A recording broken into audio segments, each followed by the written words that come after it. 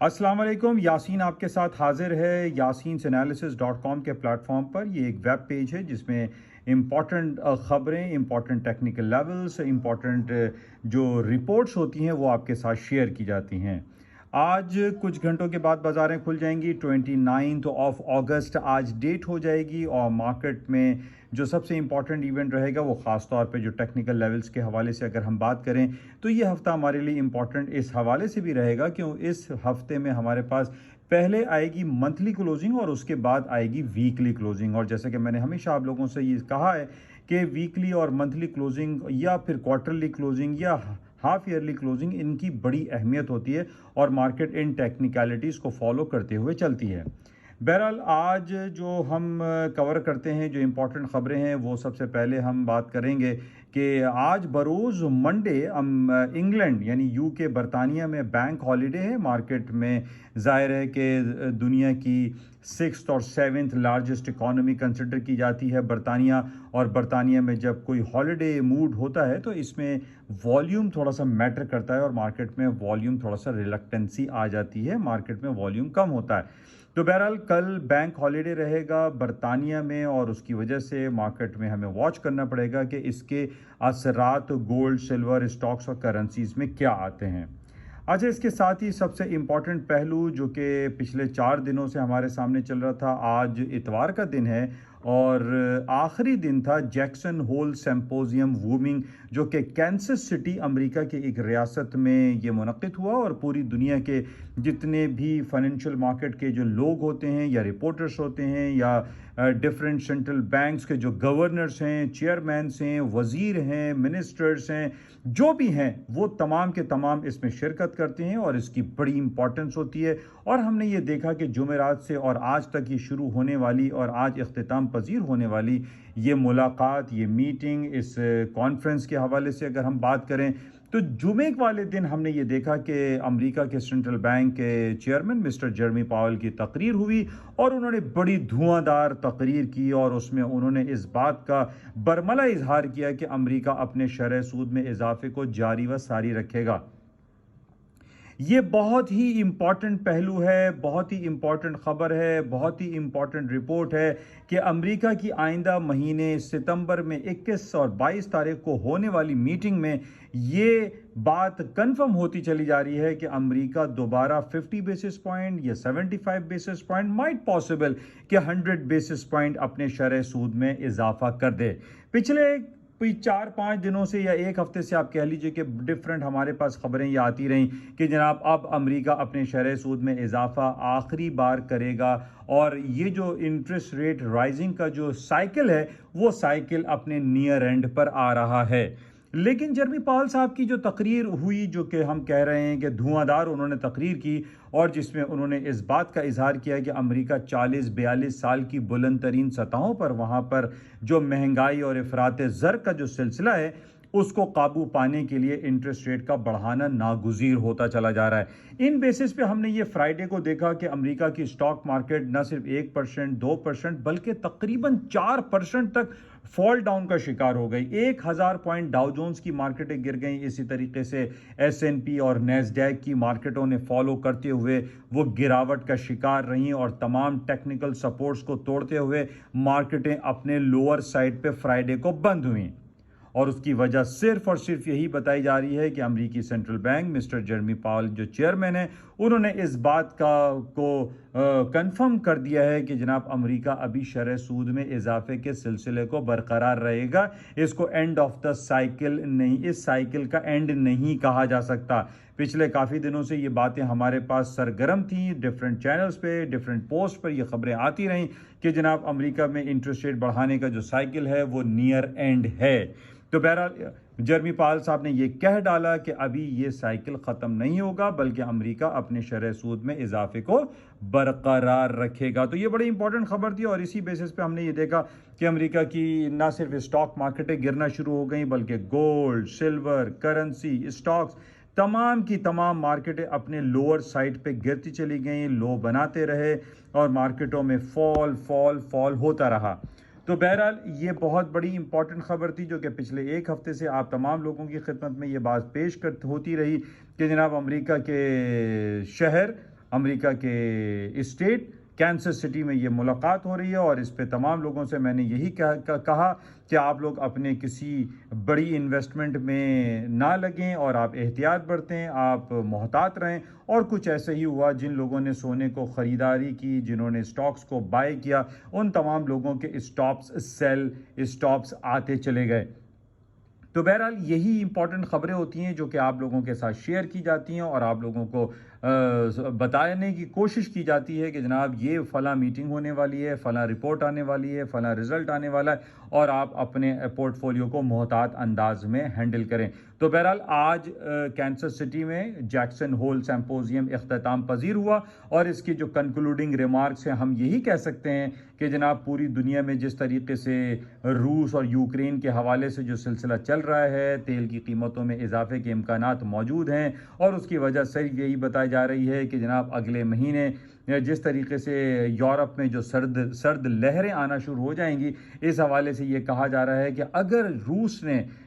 جو اپنی energy sector کی جو سپلائی ہے اس کو بحال نہ کیا، تو ایک بڑا سیویئر کرائسس آ جائے گا پورے یورپ میں، اور تیل کی قیمتوں میں بہت زیادہ اضافہ ممکن ہے۔ اور اس کے ساتھ ساتھ یوکرین میں بھی آج ہم نے یہ خبر پڑھی کہ وہاں کے نیوکلیئر پاور پلانٹ پہ ایک شیل داغا گیا ہے، جو کہ بہت ہی سنگین صورتحال ہے۔ نیوکلیئر پاور پلانٹ پہ شیل داغنا، اس کے اوپر اٹیک کرنا، ایک ریڈیو ایکٹیو ایلیمنٹس کو پھیلا سکتا ہے، فیژن اور فیوژن کا عمل ہو سکتا ہے، لوگوں میں جو ڈفرینٹ بیماریاں ہوتی ہیں، جو ریڈیو ایکٹیو ایلیمنٹس ہوتے ہیں، وہ سرایت کر سکتے ہیں، جو کہ انسانی زندگی کے لیے بہت خطرناک ہیں، مہلک ہیں۔ بہرحال آج ہمارے پاس یہ خبر آئی ہے کہ یوکرین کے ایک شہر میں، زیپوریا غالباً اس کا نام ہے، وہاں پر ایک اٹیک ہوا ہے، شیل داغا گیا ہے روس کی جانب سے، اور نیوکلیئر پاور پلانٹ لیک ہو سکتا ہے۔ بہرحال یہ خبر نگیٹو آنے کی وجہ سے ہم یہ کہہ سکتے ہیں کہ تیل کی قیمتوں میں اضافہ ممکن ہے،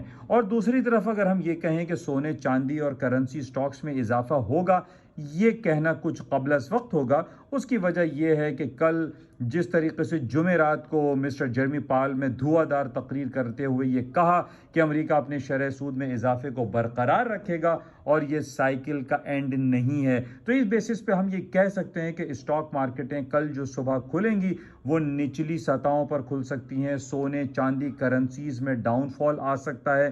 ماں سوائے تیل کی قیمتوں میں جو کہا جا رہا ہے کہ یہ گراوٹ کا شکار ہو جائیں گے، لیکن ایسا دکھائی نہیں دے رہا، اور اس کی وجہ میں نے آپ کو بتا دی کہ یوکرین کے پاور پلانٹ کے اوپر ایک اٹیک ہوا ہے، جس سے تیل کی قیمتوں میں اضافے کے امکانات موجود ہیں۔ اچھا، اس کے ساتھ ہی جو ہمارے پاس جو باتیں ہو رہی ہیں کہ جناب انفلیشن امریکہ میں 40 سال کی بلند ترین سطح پر ہے، اور انٹرسٹ ریٹ بڑھانا اس کے لیے ناگزیر ہو چکا ہے۔ اچھا، اس کے ساتھ ہی یہ ہفتہ ہمارے لیے جس طریقے سے میں نے کہا کہ بروز بدھ ہمارے پاس منتھلی کلوزنگ رہے گی، لیکن جو فرائیڈے کو ہمارے پاس ایک بہت ہی امپورٹنٹ امریکہ کی رپورٹ آ رہی ہے، جس کو ہم نان فارم پے رول اور جاب رپورٹ کہتے ہیں، جو کہ امریکہ کی اکانومی کی one of the biggest report consider کی جاتی ہے۔ تو یہ جاب رپورٹ آئے گی، ان امپلائمنٹ ریٹ آئے گا، اور جاب رپورٹ کے حوالے سے یہ کہا جا رہا ہے کہ نان فارم پے رول میں 2,85,000 نوکریوں کا اضافہ ہو رہا ہے۔ یہ ایک اچھی خبر ہوگی، لیکن اس خبر میں آنے میں پورا ایک ہفتہ باقی ہے، لیکن یہ پازیٹیو سینٹیمنٹس ہیں، لیکن یہ رپورٹ کل کے لیے نہیں بلکہ یہ فرائیڈے کے لیے ہے۔ اچھا، اس کے ساتھ ہی جو ان امپلائمنٹ ریٹ کی رپورٹ ہے، وہ کہا جا رہا ہے کہ 50 سال کی کم ترین سطح پہ یہ رپورٹ آ رہی ہے کہ 3.5% امریکہ میں بے روزگاری کا ریشو ڈکلائن کر رہا ہے۔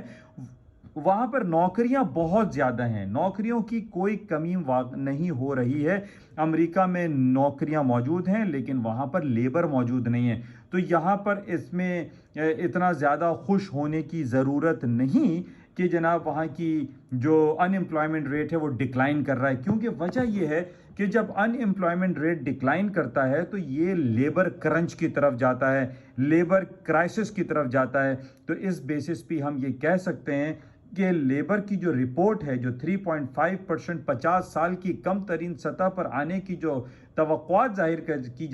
کی جا رہی ہیں، یہ امریکہ کی اسٹاک مارکیٹ کے لیے اتنی اچھی نہیں۔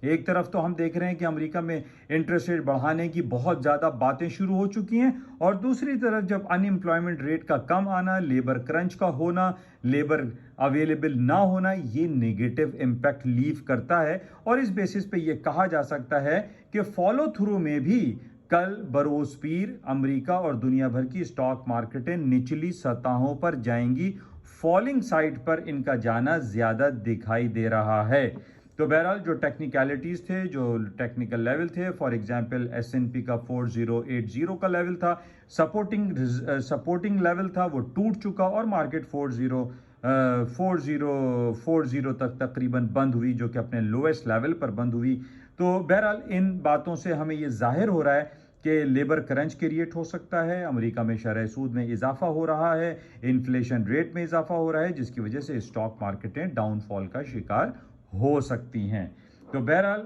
جو امپورٹنٹ خبریں تھیں وہ آپ کے ساتھ شیئر کی گئیں، اور اس میں امپورٹنٹ یہ بھی ہے کہ آج بروز اتوار ہمارے پاس دو اکانومیز جو کہ تداول آل شیئرز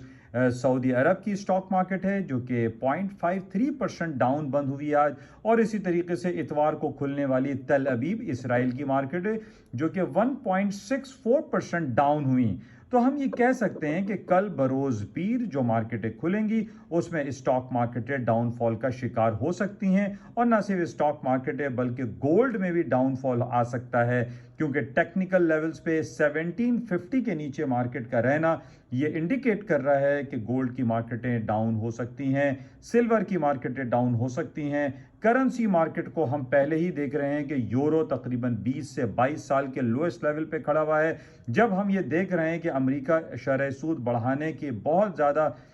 قریب دکھائی دے رہا ہے، اس بیسس پہ کرنسی مارکیٹ میں فال مزید دکھائی دیتا ہے، اور 20 22 25 سال کے لوئسٹ لیول پر کرنسیاں جا سکتی ہیں۔ تو بہرحال یہ کچھ رپورٹیں آپ کے ساتھ پیش کی گئیں۔ اس کے ساتھ ہم پاکستان کی اکانومی کے حوالے سے اگر بات کریں تو پاکستان میں پھر وہی سلسلہ شروع ہو چکا ہے، پاکستان میں ڈالر کی قیمتوں میں دوبارہ سے اضافہ شروع ہو گیا ہے، پاکستان کا جو تجارتی خسارہ ہے یا کرنٹ اکاؤنٹ ڈیفیسٹ ہے وہ اپنے مقام پر کھڑے ہوئے ہیں، جو کہ تجارتی خسارہ ہمارا 48 ارب ڈالر ہے اور کرنٹ اکاؤنٹ ڈیفیسٹ تقریباً 17.5 بلین ڈالر ہے، اور ہمارے یہاں ابھی تک یہ سلسلہ شروع نہیں ہوا کہ ہم غیر ضروری امپورٹس کو ختم کریں۔ یہ ہمارے لیے نگیٹو ہے، جس سے پہلے بھی میں نے آپ سے یہ کہا تھا کہ سونے کی قیمتوں میں جو ڈالر کی قیمتیں ہیں وہ اوپری سطحوں پر پاکستان میں رہیں گی، حالانکہ پچھلے دنوں 213 روپے تک ڈالر آیا، لیکن دوبارہ سے اس کی